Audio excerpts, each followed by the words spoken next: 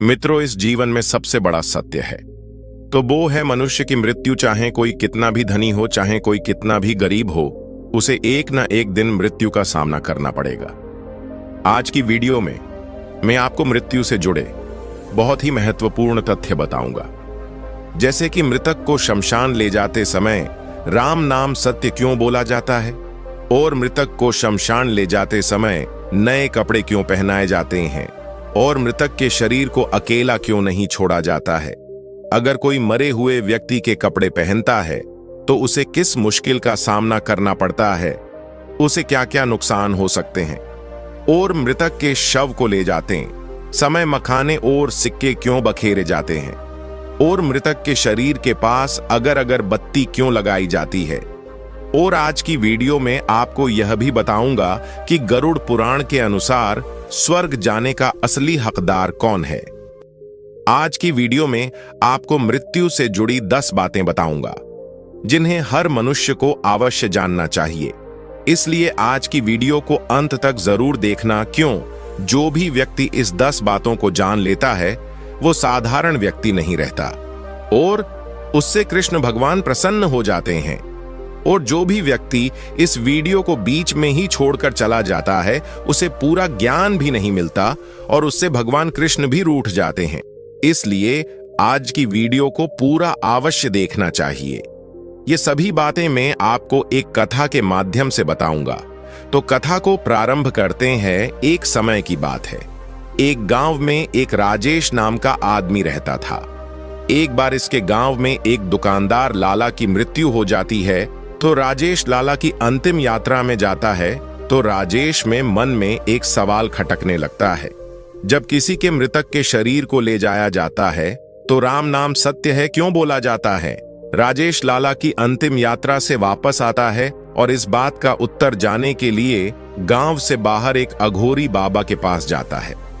अघोरी बाबा से यह सवाल पूछता है, हे प्रभु, जब किसी मृतक शरीर को अंतिम संस्कार के लिए लेकर जाया जाता है तो राम नाम सत्य है क्यों बोला जाता है, और मृतक के ऊपर मखाने और सिक्के क्यों बरसाए जाते हैं। तो बाबा अघोरी जवाब देते हुए कहते हैं, बेटा, आज मैं तुझे मृत्यु से जुड़ी सभी बातें बताऊंगा, और अंत में तुझे यह भी बताऊंगा मृतक के शरीर को ले जाते समय राम नाम सत्य है क्यों बोला जाता है। उससे पहले तुझे मुझसे एक वादा करना होगा। इन सभी बातों को अंत तक पूरा सुनेगा। तो राजेश कहता है, हाँ बाबा, आप मुझे वह सभी बातें बताएं, मैं अंत तक सुनूंगा। तो पहले तुझे मैं ये बता देता हूं, मृतक व्यक्ति को नए कपड़े क्यों पहनाए जाते हैं। गरुड़ पुराण के अनुसार मृत्यु के बाद आत्मा को एक नई यात्रा पर निकलना होता है। इस यात्रा में आत्मा को गंगा जल से स्नान करके साफ सुथरे कपड़े पहनकर आत्मा यात्रा के लिए तैयार हो जाती है। पुरान कपड़े इसलिए नहीं पहनाए जाते क्योंकि पुराने कपड़े आत्मा के लिए नकारात्मक ऊर्जा और बुरी यादों का प्रतीक होते हैं। इसलिए मृतक को नए कपड़े पहनाए जाते हैं। मित्रों, उससे पहले मैं आपको अगली बात बताऊं, उससे पहले आप हमारे इस चैनल को सब्सक्राइब जरूर कर देना, क्योंकि हम आपके लिए इतनी मेहनत से ज्ञान ध्यान की वीडियो बनाते हैं और आप फिर भी चैनल को सब्सक्राइब नहीं करते। दिल से रोना आता है मित्रों। आज आप चैनल को जरूर से जरूर ही कर देना। तो मित्रों, अगली बात अघोरी बाबा ने राजेश को यह बताई, स्त्रियां शमशान घाट क्यों नहीं जाती हैं। गरुड़ पुराण में स्त्रियों का शमशान जाना वर्जित माना गया है। इसके पीछे का कारण है क्योंकि शमशान घाट ने आमतौर पर नकारात्मक आत्माएं भटकती रहती हैं। कमजोर मानसिक स्थिति वाले लोग, खास तौर पर स्त्रियों को वह आत्माएं नुकसान पहुंचा सकती हैं। इसलिए स्त्रियां शमशान नहीं जाती हैं। अब बाबा अघोरी राजेश को अगली बात बताते हुए कहते हैं, अगर किसी के घर शाम को मृत्यु हो जाती है तो उस मृतक का शरीर को सुबह तक घर ही रखना पड़ता है। उस दौरान मृतक के शरीर को अकेला नहीं छोड़ा जाता है।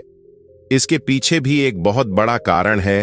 अगर मृतक को अकेला छोड़ दिया जाता है तो उस मृतक के शरीर को नकारात्मक आत्माएं नुकसान पहुंचा सकती हैं, और कोई बाबा भी उसके शरीर को चुरा कर ले जा सकता है। इसलिए मृतक के शरीर को अकेला नहीं छोड़ा जाता है। रमेश से अघोरी बाबा कहते हैं, अब मैं तुझे यह बता देता हूं कि कोई मनुष्य मर जाता है तो उसके वस्त्र पहनने से क्या होता है, उसके वस्त्र पहनने से हमें हानि होती है या लाभ। तो मैं आपको बता देता हूं, फायदा तो एक भी नहीं होता है, लेकिन नुकसान बहुत होते हैं। जैसा कि कोई मृतक के ही परिवार का कोई सदस्य मृतक के कपड़े पहनता है तो उसे मृतक की बार बार याद आती रहती है, जो मानसिक रूप से कमजोर बनाती है, और मृतक की आत्मा भी उसके आसपास भटकती रहती है। अब अघोरी बाबा रमेश से कहते हैं, अब मैं आपको यह बताऊंगा कि जब कोई व्यक्ति मर जाता है तो उसकी अंतिम यात्रा में मखाने और सिक्के क्यों बरसाए जाते हैं। गरुड़ पुराण के अनुसार ऐसा इसलिए किया जाता है, मृत्यु के बाद आत्मा को यमलोक की कठिन यात्रा करनी पड़ती है। आत्मा को 14 विभिन्न नदियों का रास्तों से गुजरना पड़ता है। पैसे और मखाने बिखेरने का अर्थ होता है, जब आत्मा यात्रा पर हो तो आत्मा को किसी सामग्री की कमी ना हो और आत्मा अपनी यात्रा आसानी से समाप्त कर ले। अब मैं आपको यह बता देता हूं कि मृतक के शरीर के पास अगरबत्तियां क्यों जलाई जाती हैं। क्योंकि शरीर से आत्मा निकलने के बाद शरीर से बदबू या दुर्गंध आने लगती है, इसलिए मृतक के शरीर के पास अगरबत्तियां जलाई जाती हैं। अघोरी बाबा अगली बात बताते हैं और कहते हैं, अब मैं आपको यह बताता हूं कि मृतक को ले जाते समय राम नाम सत्य क्यों बोला जाता है, क्या है इसके पीछे का कारण। राम नाम सत्य कहने का मतलब होता है, जीवन में अकेले भगवान का नाम ही अंतिम सत्य है। धन दौलत पैसा सब यहीं रह जाता है, मनुष्य के साथ जाते हैं तो सिर्फ उसकी आत्मा और उसके कर्म।